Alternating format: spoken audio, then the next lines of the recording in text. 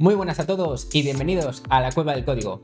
En este vídeo vamos a ver ejemplos reales, tanto en el frontend como en el backend, de cómo vincular un diseño guiado por dominio, DDD, con un sistema seguro por diseño. Así que vamos allá.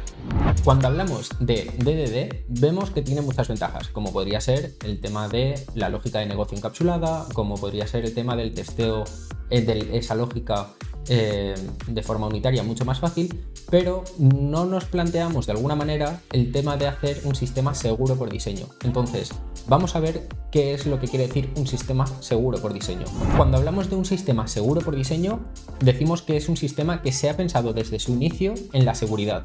Eso implica muchísimas cosas. Implica desde que sea la comunicación cifrada, desde los permisos y los roles que tenga ese sistema, desde evitar la oscuridad, por ejemplo, para que si hay un problema el programador le sea mucho más fácil resolverlo. Pero luego podríamos aplicar todas las reglas de negocio para realmente hacer ese sistema seguro. Así que vamos a verlo en el código.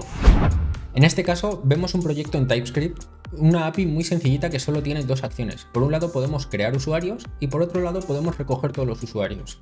A la hora de hacer un sistema seguro tenemos que tener muy en cuenta que la parte más importante es la de creación. Siempre que se introducen datos en el sistema, ya sea crear usuarios, actualizarlos o cualquier cosa que lleve a una modificación en nuestro sistema, es donde tenemos que realmente validar que todo esté en orden. Así que cuando vemos la acción de crear un usuario, estamos viendo que introducen tres parámetros, en este caso simplemente un identificador, un email y un nombre. Entonces, para asegurarnos que realmente estos campos son válidos y que estos tres campos conforman un usuario de verdad, lo que vamos a hacer es crear en la entidad unas ciertas reglas de validación para chequear que eso realmente se cumple. Así que la responsabilidad realmente de que el código sea seguro, o mejor dicho, de que lo que nos introduce el cliente sea seguro, recae en este caso en la entidad usuario. Una vez que venimos a la entidad usuario, vemos que simplemente depende de estos value objects. Si quisiéramos hacer algo mucho más estricto, podríamos validar aquí cosas específicas del usuario, que muchas veces podrían ser simplemente que contiene X parámetros o que la vinculación entre varios parámetros es correcta. En este caso, por ejemplo, vemos que al recaer sobre los diferentes value objects, estos deberían de tener toda la lógica. De esta manera, como dice DDD, impulsamos toda la lógica del negocio lo más profundo posible. Así que en este caso serían los value objects. Vamos a ver, por ejemplo, el de email. En el de email, cuando construimos un email nos aseguramos de que este sea válido. Y si no lo es, lanzaríamos una excepción aquí. Para asegurarnos que es válido, aquí podemos poner la lógica que queramos. Pues en este caso, que contenga una arroba, que la arroba no esté al final del email, o que simplemente exista en el tema del username o el dominio. Diferentes reglas que podemos ir validando, ¿no? A su vez, también podemos ver que el user ID tiene otra regla de validación para chequear que esto realmente es un identificador. Así que si no cumpliese con las reglas que nosotros pusiéramos, lanzaría una excepción. Y por último, en el caso que estamos viendo, tenemos el value object del nombre. Podemos introducir, por ejemplo, unos caracteres que sean inválidos. De esta manera evitamos, por ejemplo, inyección de SQL o diferentes problemas que pueden haber. Y como vemos aquí, podremos incluso verificar una longitud mínima o que contiene los caracteres válidos. Así que si intentamos crear un usuario que incumpla con estas reglas, veremos que directamente al crear usuario nos lanzará las diferentes excepciones que creemos. De esta manera, estamos vinculando el DDD con las entidades y los value objects con el tema de hacer un sistema seguro por diseño, porque nuestro propio diseño es nuestro dominio y nuestro dominio es seguro. Vamos a realizar la petición de crear usuario. En este caso, el ID es un UUID válido, el email cumple con todas las reglas y el nombre también, así que no debería de darnos ningún problema. Lanzamos la petición de enviar y vemos que nos devuelve un 200, se ha creado correctamente. Si quisiéramos introducir algunos datos inválidos, por ejemplo el identificador no correspondería a un UUID, veríamos que nos devuelve en este caso un invalid user ID, que es el error que le hemos puesto que nos diga.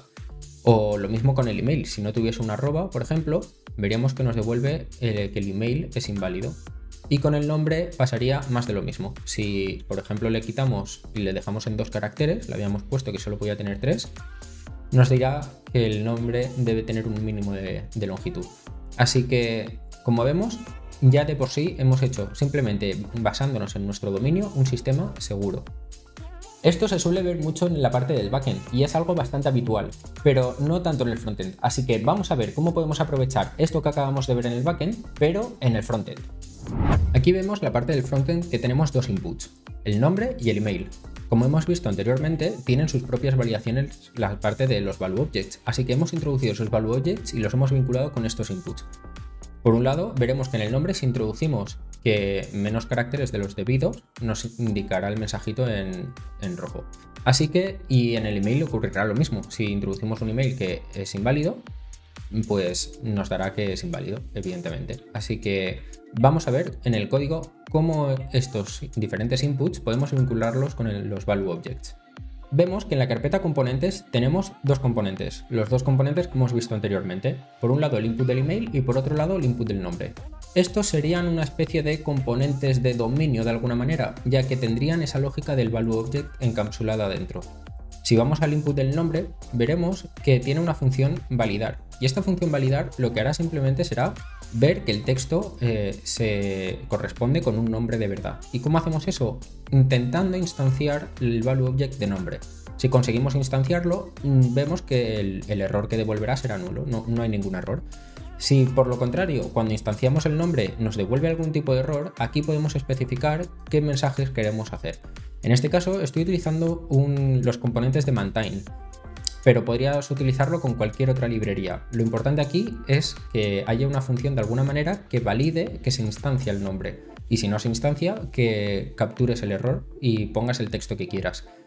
Luego, la parte del input de email, vemos que tiene más de lo mismo, una función validar que instancia el email. Y en caso de que lance una excepción, capturaríamos esa excepción y lanzaríamos el mensaje que quisiéramos. Así que de esta manera podemos tener nuestros inputs validados con nuestras reglas de negocio.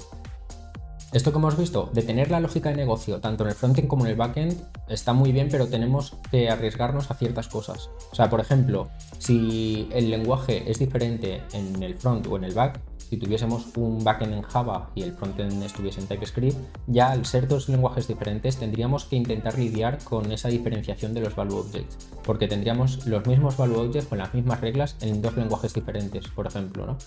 Y ya no solo eso, sino que incluso si lo tienes en el mismo lenguaje, tienes el problema de cómo compartirlo, ya que si son proyectos totalmente diferentes, me refiero a repositorios diferentes de código, tendrías que compartir esa lógica de alguna manera, ya sea con submódulos de Git o con una librería compartida.